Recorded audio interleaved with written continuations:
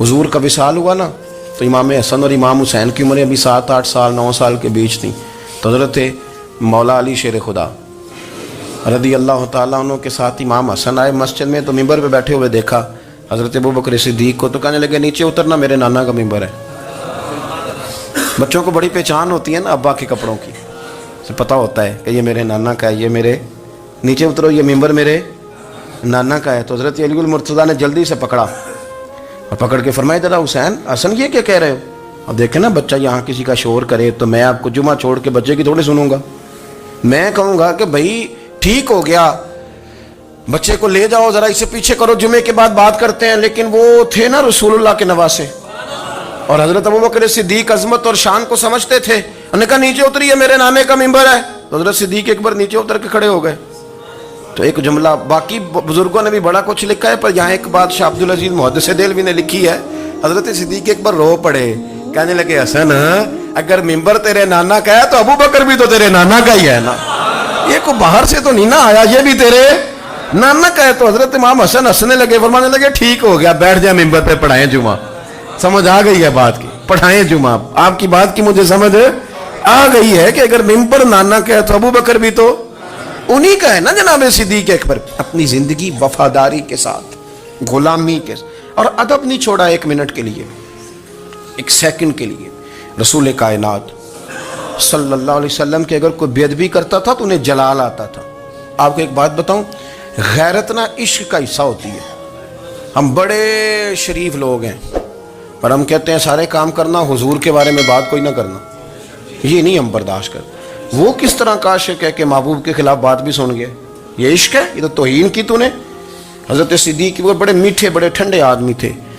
उर्वा बिन मसूद सख्फी बाद में मुसलमान हुए। वो कहते हैं मैं हुदैबिया के मौके पे आया, तो मुझे पता था, मैं जानता था अबू बकर सिद्दीक बड़ी ठंडी तबीयत के आदमी है। कहते हैं नबी पाक सल्लल्लाहु अलैहि वसल्लम के गिर्द ना मैंने हाला देखा गुलामों का, कोई हाथ बांधे खड़ा है, कोई पानी का कतरा लेने के लिए खड़ा है, कोई वुजू का बचा हुआ पानी लेने खड़ा है। तो चूंकि वो आए थे काफिरों की तरफ से, तो तनकीद करने वाले को कहानियां बड़ी मिल जाती। तो फौरन उर्वा बिन मसूद सख्फी कहने लगे, ए मोहम्मद इब्न अब्दुल्लाह सल्लल्लाहु अलैहि वसल्लम आज ये आपके गिर्द खड़े हैं, पर जब तलवारें चमकेंगी तो दौड़ जाएंगे। तलवारों के सामने खड़ा होना आसान नहीं। तो हज़रत सिद्दीक एक बार पीछे खड़े थे, नबी पाक ठंडे मिजाज के आदमी, पर बात हुई थी ना सरकार के बारे में, तो दौड़ के आगे आए और इतना सख्त जुमला कहा, कहने लगे जा जाके लातो मनात की शर्मगाह चाट, तू कहता है कि हम हुजूर को छोड़ जाएंगे? मैं नबी पाक के बाकी गुलामों की बात नहीं करता, तेरे पास जितने सूरमे है ना तू सारे लेके आ, और नबी पाक के दिफा के लिए सिर्फ अबू बकर की तलवार ही काफी है। तू ला, तेरे पास जितने सूरमे हैं ला मैदान पर, तू ला ना, तेरे पास जितने सूरमे हैं। तू कहता है ये दौड़ जाएंगे, फरमाया तूने अभी हमारा रुख देखा नहीं ना, तू आ ना जरा मैदान में, मैं तुझे अकेले को बताता हूँ कि किस तरह हुजूर का दिफा किया जाता। उर्वा बिन मसूद सख्फी कहने लगे ये कौन है? देर के बाद मिले थे ना, ये कौन है? उन्होंने कहा ये अबू काफा के बेटे अबू बकर सिद्दीक हैं। तो उर्वा बिन मसूद कहने लगे ये तो बड़ी ठंडी तबीयत का बंदा था। उन्होंने कहा ठंडा ही है, हम शरीफ बड़े हैं पर हुजूर के गुलामों के लिए, और अगर आए कोई शरीर, अगर कोई आए तो चलो किसी दरवेश की गल कर लेने। वो कहते हैं इट सिट ते पखड़ा कुआर गंदल, फिर असी और भी बूटियां जानने हैं, फिर हमें सारा पता है, फिर हमें ना सारे तरीके, इट सिट ते पखड़ा, फिर असी और भी बूटियां जानने हैं, फिर ना हम कर लेंगे हल, हमें वो हल करना भी आता है। लेकिन शरीफ उसके लिए जो रसूलुल्लाह का अदब करे, जो नबी पाक की। हजरत सिद्दीक अकबर मुअद्दब तरीन आदमी। कोई बंदा अगर बाहर से आता था ना हुजूर से मिलने, तो उसको पकड़ के कोने में ले जाते थे, कहते थे आप पहले मैं तुझे अदब सिखाऊं कि नबी पाक की बारगाह में जाना कैसे। हाँ मैं तुझे बताता हूँ, कहीं ऐसा ना हो तेरे अमाल ज़ाया हो जाए। सांस भी आहिस्ता लेते थे। मस्जिद की सफाई करना, ड्यूटी करना, खिदमत करना, सारा कुछ करना, पर बैठते सबसे पीछे होके थे, सबसे पीछे होके। ये भी उनका एजाज था, पीछे हट के बैठना। कोई ऐसा काम ना करना जिससे लोगों को पता चले कि नहीं नंबर मेरा है। पीछे हट के बैठना, पीछे पीछे रहना। अपने वो शोहरत से बचने वाला पीछे पीछे रहता है और जी चाहता है सारी गज़लें उस जालिम के नाम करे। कुछ लोग होते हैं ना, वो पीछे पीछे होते हैं, कहते हैं नहीं नहीं मैं नहीं जी, ऐसा तो है ही कुछ नहीं। मेरे रसूल करीम अलैहिस्सलाम का अदब करना, हमने ना सारी ज़िंदगी सुना है कि अल-अम्रू फ़ौक़ल अदब, کہ جب حکم آ جائے تو پھر حکم ماننا ہے، ادب. اور اس بات پہ ہمارے طالب علم بڑے پکے ہیں.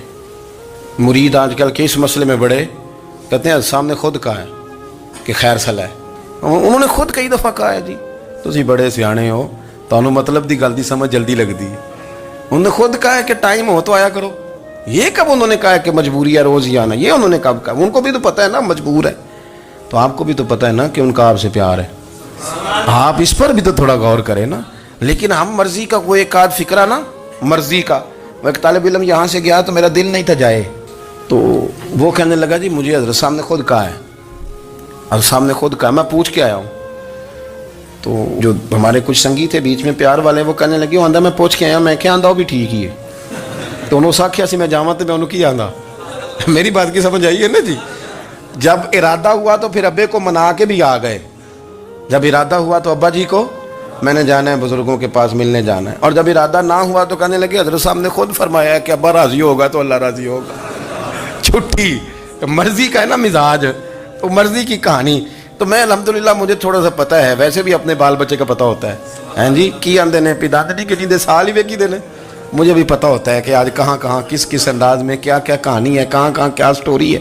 تو کبھی کبھی یہ سارا پیار ہی ہے، یہ بھی سارا اس میں بھی پیار ہی ہے. پتہ چل جاتا ہے کہ کل کہاں سے بات کر رہا تھا اور آج بات کہاں کر رہا ہے. یہ اپنا اپنا مزاج ہوتا ہے نا، اپنی طبیعت کے مطابق چلنا ہے. سنا یہی ہے کہ الامر فوق الادب، کہ جب حکم مل جائے تو پھر ادب نہیں کرنا، پھر حکم پہ.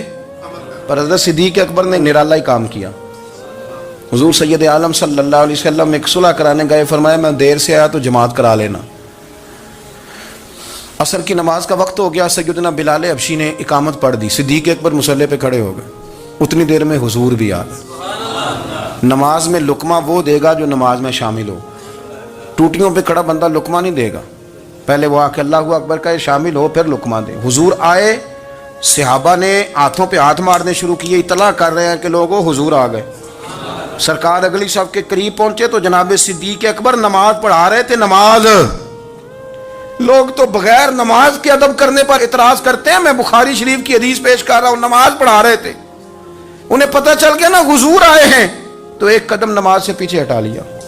نماز پڑھا کہ میں تیول ویکھاں، اور میں نکابہ بھول گیا آئی. ہن بھول گئیاں نہیں سب سوم صلاتاں، اکو یار دا فکر پہ آئی.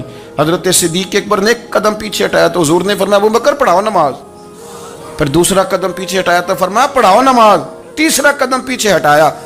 ہم نے آج تک یہی سنا ہے کہ حکم ہو جائے تو حکم ماننا ہے، ادب. اور ہمارے ہاں یہی ہوتا ہے، پھر لوگ حکم ہی مانتے ہیں، پھر ان کو ادب بھول جاتا ہے. لیکن جناب صدیق اکبر 3 دفعہ حکم آیا پر پیچھے ہٹ گئے. حضور مصلی پہ گئے، نماز پڑھائی. نماز کے سلام کے بعد نا حدیث میں مختلف حکم آیا، استغفار پڑھو، اللہ اکبر کہو، آیت الکرسی پڑھو، 33 بار سے مختلف اذکار آئیں. پر حضور نے آج کوئی ذکر نہیں، کوئی وظیفہ نہیں. سلام پھیرتے کہ ابو بکر میں نے جو 3 دفعہ کہا تھا نماز پڑھاؤ تو پڑھائی کیوں نہیں؟ ایک دفعہ نہیں 3. کبھی کبھی ہم بھی ناراض نہیں ہو جاتے، تینوں 100 بار ہی آکھیا ہے، کہا 3 دفعہ جو کہا تھا نماز پڑھاؤ تو پھر پڑھائی. تو حضرت صدیق اکبر رو پڑے، ہاتھ دونوں باندھ دیے، گھٹنے زمین پہ رکھ دیے. عرض کرنے لگے کیا جملہ ہے، کیا ترتیب ہے. عرض کرنے لگے یا رسول اللہ، ابو قحافہ کے بیٹے کی اتنی بھی جرت نہیں کہ مدینے والے رسول کو نماز پڑھائے. میں اتنا بھی جرت مند نہیں ہو گیا حضور، میں کیسے آپ کے آگے کھڑا رہتا اور آپ میری، یعنی عین نماز کی حالت میں، عین حالت نماز میں بھی ادب. نماز پڑھا کہ میں تین وال ویکھاں. ان کا با بھول گیا، میں نے بھول گئی نہیں سب سوم صلاتاں، اکو یار دا فکر پہ آئی. دوستو حضرت ابو بکر صدیق رضی اللہ تعالیٰ عنہ کا عشق، ان کا پریم، ان کا پیار، ان کی باتیں. ایک دن نا حضور کے وصال کے بعد اچانک نہ اس طرف جا رہے ہیں، خاصے مسجد سے دور چلے گئے. تو حضرت عمر تھوڑا طبیعت کو جانتے تھے، جناب عمر پیچھے دوڑے، کہنے لگے کدھر جا رہے ہو؟ چپ کر گئے. کیا ہوا؟ کدھر جا رہے تھے؟ ابو بکر سیانے بندے ہو، امیر المومنین ہو، کہاں جا رہے؟ تو رو پڑے. کہنے لگے ایک دفعہ نا حضور سفر پہ گئے ہوئے تھے تو اس طرف سے واپس آ گئے تھے، تو مجھے خیال آیا شاید اس طرف سے آ نہ رہے ہوں. حضرت عمر رو پڑے. کہنے لگے ابو بکر اب تو حضور نے پردہ کر لیا، جنہاں دے دل بر جانی وچھڑن، کون روے پھر تھوڑا. سب روگاں دا روگ محمد جس دا نام آپ ساری سیرت کی کتاب میں پڑھ لیں گے تو ابو بکر صدیق کا وصال کس بیماری سے ہوا.